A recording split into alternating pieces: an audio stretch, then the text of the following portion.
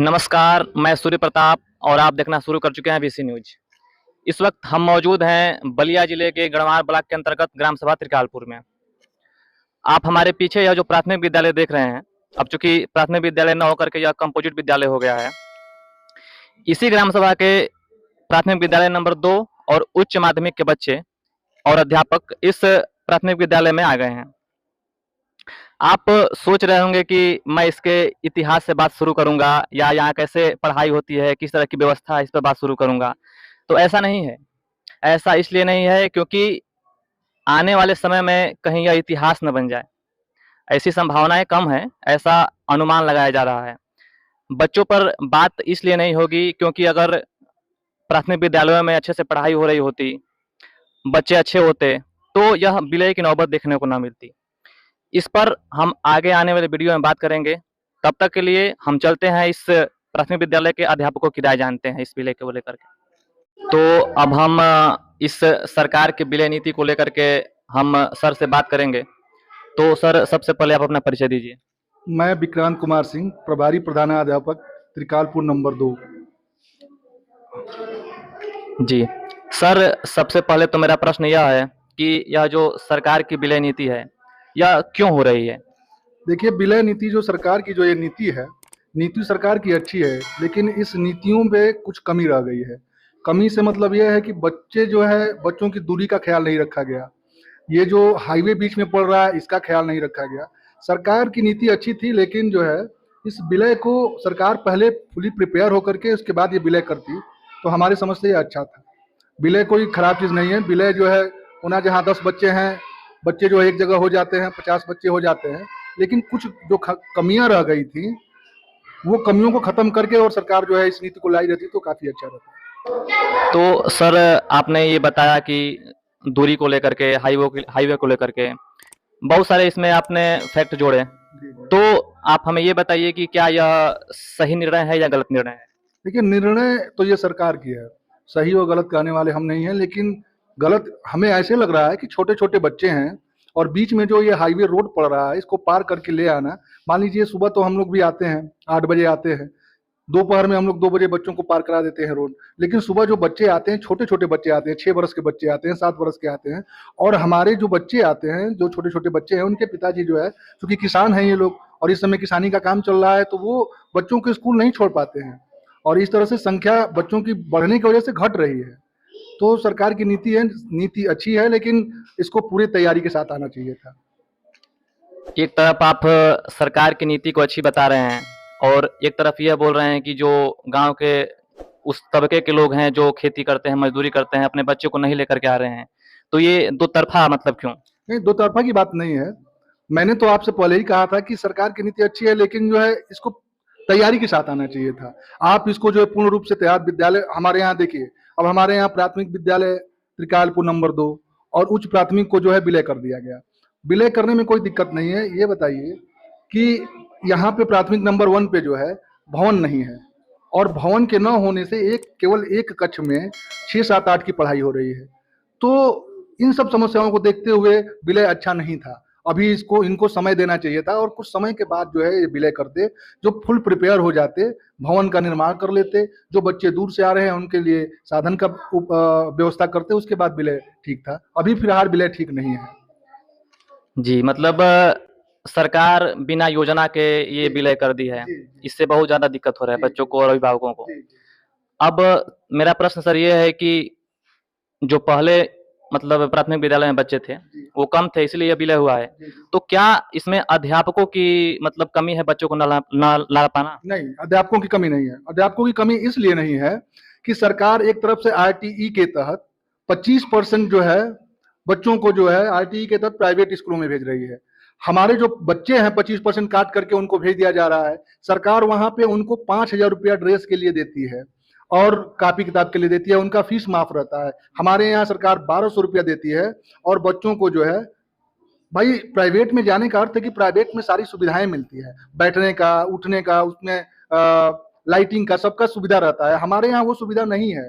ठीक है, बिजली का कई कई विद्यालयों में बिजली का कनेक्शन नहीं है। बिजली का कनेक्शन हो गया है तो वहाँ पे जो है लाइट नहीं आती है, तो तमाम तरह की समस्या है। प्राइवेट स्कूलों में जो है अगर बिजली नहीं आती है तो वहाँ जनरेटर की सुविधा है, सोलर लगाए हुए हैं लोग। तो जाहिर सी बात है कि आज चूंकि सबके पास इनकम इस तरह का है कि बच्चों को पढ़ा करके 100-200 रुपया फीस दे सकता है, ऐसा नहीं है। हमारे यहाँ पढ़ाई काफी अच्छी होती है, हमारे विद्यालयों में ट्रेंड टीचर हैं जो सारे क्वालिफिकेशन पूरा करते हैं, उसके बाद जो है यहाँ पे आते हैं, और जो हमारे अध्यापक पढ़ाते हैं उनमें कोई कमी नहीं थी। हम देखिए हमारे यहाँ बच्चे जो है ना, छोटे तबके के लोग के बच्चे आते हैं, उसको बाद भी हम लोग उन बच्चों को तैयार करते हैं, और तैयार करने के बाद उन बच्चों प्राइवेट वाले बच्चों से भी लड़ने के लिए वो तैयार रहते हैं। यही सब है। हम जा करके इससे पहले मतलब ये झोटीपुर गांव है इधर, वहाँ पे गए थे, वहाँ के महमूदपुर में भी गए थे, वहाँ पे वहाँ के लोगों से हमने बात किया। मतलब बहुत वो मजबूर हैं लोग, वो बोल रहे हैं कि हम अब कैसे लेकर के जाएंगे बच्चों को, घर बैठे हुए बच्चे पढ़ नहीं पा रहे हैं।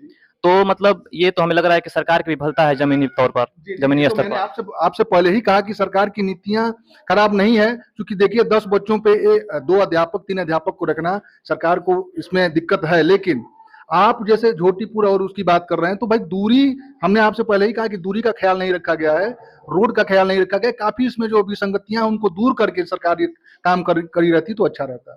सर ये बताइए कि जो भी गांव में प्राथमिक विद्यालय खोले गए थे, वो इसलिए खोले गए थे कि जो भी नीचे तबके के बच्चे हैं वो आकर के इसमें पढ़ सकें।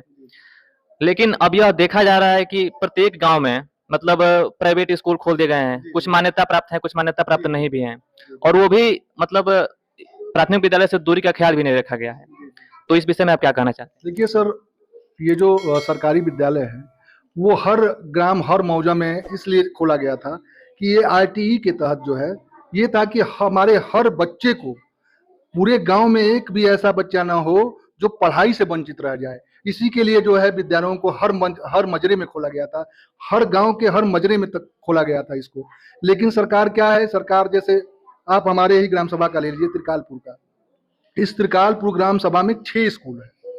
प्राथमिक विद्यालय त्रिकालपुर नंबर 1, प्राथमिक विद्यालय त्रिकालपुर नंबर 2, यूपीएस त्रिकालपुर, उसके बाद होराइजन विद्यालय है यहाँ पे, उसके बाद केडी कॉन्वेंट है, और हमारे स्कूल के जस्ट सटे हुए जो है इस विद्यालय का नाम रमेश जूनियर विद्यालय है।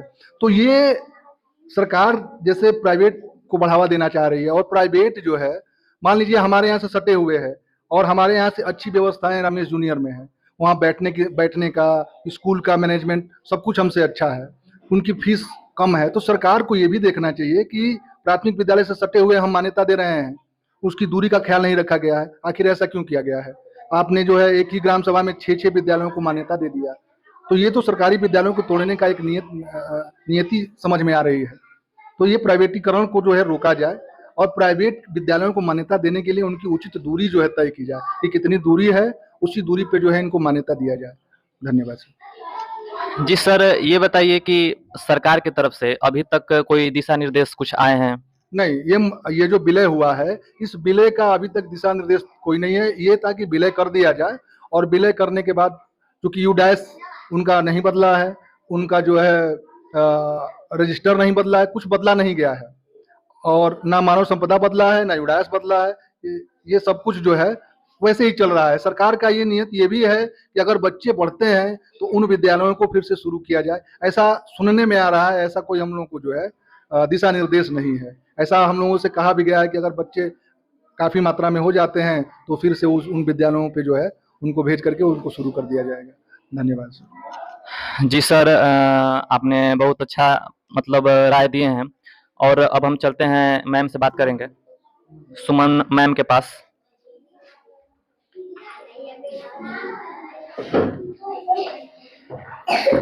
जी मैम, आप इस विलय नीति को कैसे देखती हैं? अब हम लोगों को तो सरकार ने जो व्यवस्था करेगी उसी के तहत हम लोग निर्वहन करेंगे, लेकिन हमारे समझ से जो सर बोले हैं कि व्यवस्था कुछ कुछ कमियां हैं, तो कमियां हैं, इसको तो भाई मानना ही है। अब बच्चों पे तो ज़्यादा असर पड़ रहा है। अब हम लोगों की भी यहाँ व्यवस्था हद तक सही है, लेकिन कुछ गलत भी है। इस वजह से भाई ये सब अच्छा, तो विलय वाली नीति तो हम लोगों के समझ में अच्छा नहीं है। यह अच्छी नीति नहीं है, आप यह बता रही हैं, क्योंकि हम गए थे, उसका असर दिख रहा है उनके बच्चों पर, अभिभावक पर, कहीं ना कहीं इसका असर अध्यापकों पर भी दिखा है। अध्यापक अध्यापक तो जहाँ सरकार भेजेगी वहाँ जाएगा ही, मनोयोग से पढ़ाएगा ही, लेकिन बच्चे खुश नहीं है। अब बताइए, हम लोग जूनियर से आए हैं, एक क्लास में 3 कक्षाएं चल रही हैं और सब्जेक्ट 11-12 है, कैसे मैनेज होगा? असंभव है। एक ही सब्जेक्ट पढ़ाते पढ़ाते बच जाता है 2, तो ये तो अच्छा नहीं है। बच्चे तो खुद कमजोर हैं और स्थिति और खराबे होगी। मतलब एक शिक्षा पे बहुत असर है इसका। एक अध्यापक पर कई विषयों का बोझ हो जा रहा है। हाँ, अब एक सब्जेक्ट तो है, अध्यापक भी 3 है, ठीक है, लेकिन उसी में मैनेज होता था हम लोगों के विद्यालय में, लेकिन यहाँ पे तो नहीं हो पा रहा है क्योंकि एक ही क्लास है, उसमें 3 बच्चे कैसे पढ़ेंगे? सीटें भी कम है।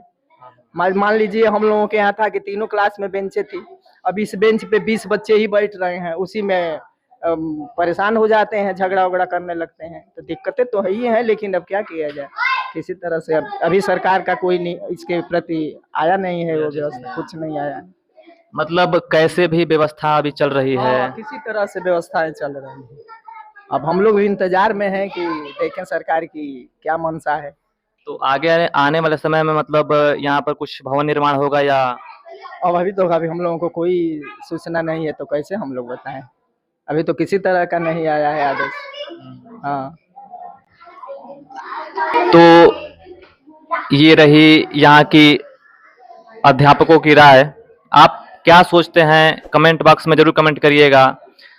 अगर आप चैनल पर नए हैं तो VC न्यूज़ चैनल को सब्सक्राइब कीजिए।